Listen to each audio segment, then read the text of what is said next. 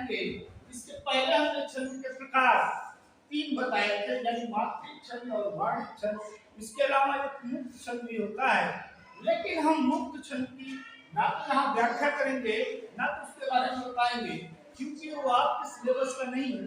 अर्थात हम केवल ये मात्रिक छंद और वार्णिक छंद बताएंगे और यही एग्जाम में ज्यादातर पूछता है। तो इसमें मात्रिक छंद और वार्णिक छंद यही मानते चलते हैं कि छंद के 2 ही प्रकार हैं। तो मात्रिक छंद की अगर हम बात करें तो मात्रिक छंद में हम इसकी गिनती करते हैं, जिन छंदों में मात्राओं की गिनती की जाती है उसे मात्रिक छंद कहते हैं। जैसे दोहा, सोरठा, चौपाई आदि कई छंद और आते हैं तो मात्रिक छंद कहलाते हैं। लेकिन आप इस मात्रिक छंद का आज उदाहरण भी देखोगे और दोहे के बारे में भी बताएंगे और ये भी बताएंगे कि मात्राओं को किस तरीके से गिनते हैं और उसमें लघु और गुरु क्या है ये भी आप जानोगे। इसी प्रकार से वार्णिक छंद की बात आती है तो चूंकि मात्रिक छंद में जब हम दोहा, सोरठा, चौपाई आदि को अच्छी तरह आपको बता देंगे, उसके बाद हम वार्णिक छंद की तरफ आएंगे, जो इम्पोर्टेंट होगा उसको बताएंगे।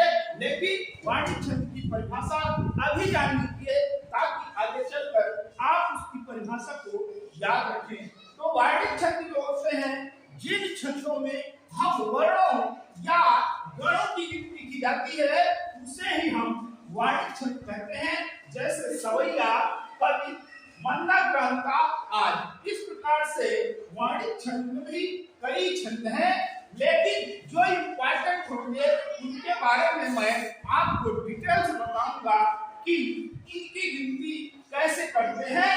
और जब आप ये चीज जान जाओगे, गिनती करना जान जाओगे, तो आप जान जाओगे कि दोहा क्या होता है, सोरठा क्या होता है, चौपाई क्या होता है, फिर सवैया क्या है, कविता क्या है और मंदा ग्रंथ क्या है। और ये सब एग्जाम में अक्सर पूछते हैं कि वो दे देता है एक पद उठा करके और पूछता है कि ये सवैया है, कविता है, कि सोरठा है, चौपाई है। आप वहां पर फंस जाते हो। फंसने की कोई बात नहीं है। आज इसको अच्छे से आप पढ़िए और उनको उनकी गिनती करना सीखिए, उनके संख्याओं को गिनना सीखिए, मात्राओं को गिनना सीखिए। और जब ये सीख जाते हो तो आसानी से आप कभी भी किसी भी कोई भी कंपटीशन में आप बैठते हो, अगर इस प्रकार के कोई पद आते हैं तो आप उनकी मात्राओं को गिन देते हो, या अगर मात्रा सही तरह नहीं है तो वर्णों को गिन करके जान जाते हो कि सवैया है कि कविता है या उसमें जो है चौपाई है। आज इस प्रकार से आप अच्छी या भली भांति इसके बारे में आप जान जाओगे। मात्रिक छंद की बात करते हैं तो मात्रिक छंद में जैसे मैंने कहा था दोहा, सोरठा, चौपाई, इसके अलावा भी मैं बताऊंगा, लेकिन सबसे पहले हम दोहे की बात करते हैं कि दोहा क्या है। तो दोहे की अगर परिभाषा दी जाए तो उसमें क्या अर्ध सम्मात्रिक छंद होता है। इसमें 4 चरण होते हैं। जैसा कि मैं चरण की परिभाषा देते हुए बताया था कि चरण कर्ता में 4 चरण की मानी जाती है। 4 चरण हर पद में आपको मिलेंगे। उसमें 4 चरण होंगे। 4 चरण में 2 विषम होते हैं और 2 सम होते हैं। तो दोहे में भी यही बात है, इसमें 4 चरण होते हैं। इसके विषम चरण यानी एक पहला और तीसरा चरण जो होता है वो 13-13 मात्राएं उसमें गिनी जाती हैं और दूसरे और चौथे चरण में 11-11 मात्राएं होती हैं। अगर हम दोहे का एक सिंपल उदाहरण लें तो यहाँ देखिए लिखा हुआ है, रहीमदास का दोहा है, रहीमन पानी राखी बिन पानी सब सूर, पानी गए नहु रहे मोती मानुष चूर। आखिर ये दोहा है तो दोहा क्या अपने परिभाषा पर परिभाषित हो रहा है। इसकी व्याख्या या इसकी मात्राओं की संख्या हम अभी बताते हैं कुछ देर के बाद। तो आइए इसमें हम देखें कि रहीमन पानी राखिए बिन पानी सब सूर, पानी गए नहु रहे मोती मानुष चूर। इस आप देखिए मात्राओं की संख्या कितनी होती है, दोहे में मात्रा कितनी होती है, फिर चौपाई में कितनी होती है। इसकी अलग अलग वीडियो हम आपको देखिए। इसके पहले वाले वीडियो में या ये कह दीजिए कि मात्राओं को गिनना।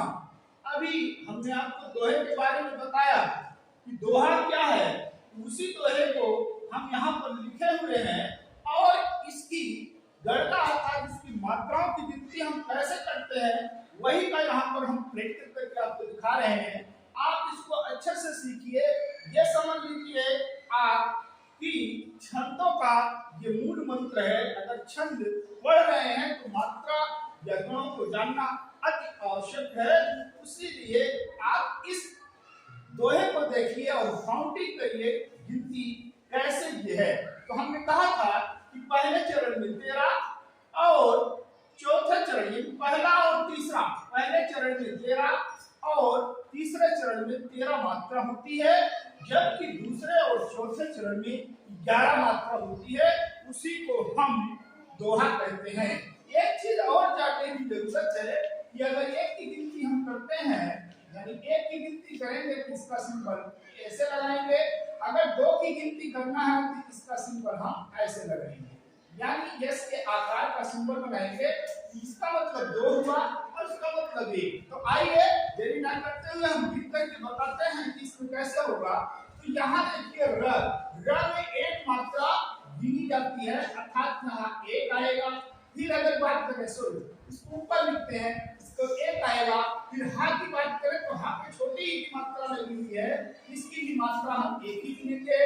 माँ की बात करें तो भी 1 गिनेंगे और ना की बात करें तो भी 1 गिनेंगे। और यहाँ पर देखिए पा और आ की मात्रा आई हुई है, यानी एक मात्रा प का और एक मात्रा आ का। इसको अगर हम जोड़ें तो ये 2 मात्रा हुई और वही चीज हम बनाई हुई है, यानी ना का 1 मात्रा और बड़ी की 1 मात्रा, अर्थात यहाँ पर भी हम 2 मात्रा गिनेंगे। तो इसके आगे वाले में देखिए रा के पास आते हैं तो रा में भी हमारा 2 मात्रा होगा, जबकि खा में छोटी की मात्रा है, इसलिए हम 1 मात्रा यहाँ गिनती करेंगे और इसमें 1 की मात्रा आई हुई है, इसलिए यहाँ हम 2 गिनेंगे। अब जब हम इनको टोटल करते हैं तो पहला चरण हो गया। जब हम इनको टोटल करेंगे तो आपका आता है 13। कैसे आता है? गिनिए 1 1 2 3 4 2 6 2 8 2 10 11 12 और 13, ये 13 मात्रा हुई। जबकि अगले वाले चरण में 11 मात्रा आना चाहिए, इसको गिनते हैं 1, यानी छोटी की मात्रा वापस लगी हुई है, इसलिए 1 गिनेंगे। ना पर 1 आएगा। फिर पा की बात करेंगे तो 2 मात्रा आएगी। फिर ना पर बड़ी की मात्रा लगी, इसलिए 2 मात्रा गिनेंगे। फिर सा पर 1 मात्रा, व पर 1 मात्रा और सा में बड़ा हुआ मात्रा लगा हुआ, इसलिए 2 मात्रा और ना पर 1 मात्रा। इस प्रकार से जब हम इसको टोटल करते हैं ये हमारा 11 हो जाता है। तो आपने पहले और दूसरे चरण की मात्राओं की गिनती किस तरीके से की गई है वो अच्छे से आपने देख लिया होगा। आइए हम तीसरे चरण में देखते हैं कि तीसरे चरण में पा लिखा हुआ है, अर्थात यहाँ पर 2 मात्रा आएगी और यहाँ पर भी 2 मात्रा आएगी। फिर ना में 1 मात्रा, यहाँ पर 2 मात्रा, फिर ना में 1 मात्रा और बड़ा हुआ है इसलिए 2 मात्रा, 1 मात्रा इसमें आएगी और इसमें 2 मात्रा आएगी। अब इसका टोटल करिए तो 2 2 4 5 2 7 8 2 10 11 और 2 13, अर्थात हमारे तीसरे चरण में जो मात्राओं की संख्या है वो 13 है। आपने यही पढ़ा कि पहले और तीसरे चरण में जो है 13 मात्राएं होती हैं और दूसरे और चौथे चरण में 11 होती है। तो आइए हम इस वाले चरण में देखते हैं कि 11 मात्रा है कि नहीं। इसका टोटल जब करते हैं तो इसमें 2 है, तो इसमें भी 2 है, इसमें भी 2 है और इसमें 1 है और इसमें 1 है, जबकि इसमें 2 है और इसमें 1 है। इस प्रकार से जब हम इसको टोटल करें 2 2 4 2 6 7 8 2 10 11, अर्थात ये हमारा 11 आएगा।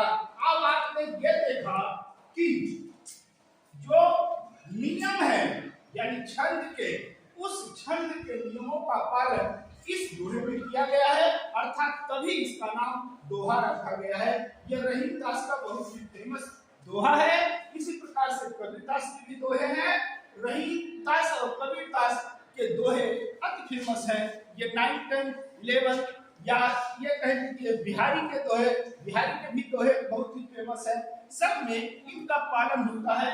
कहीं थोड़ा बहुत उतार चढ़ाव के कारण कुछ एक मात्रा आगे पीछे हो सकती है, लेकिन जो नियम है उसका पालन इसमें किया जाता है। तो आइए, अगर आपको पसंद आया है हमारा वीडियो तो हमारे वीडियो को जो हमारे चैनल को सब्सक्राइब कीजिए, लाइक कीजिए, शेयर कीजिए। धन्यवाद।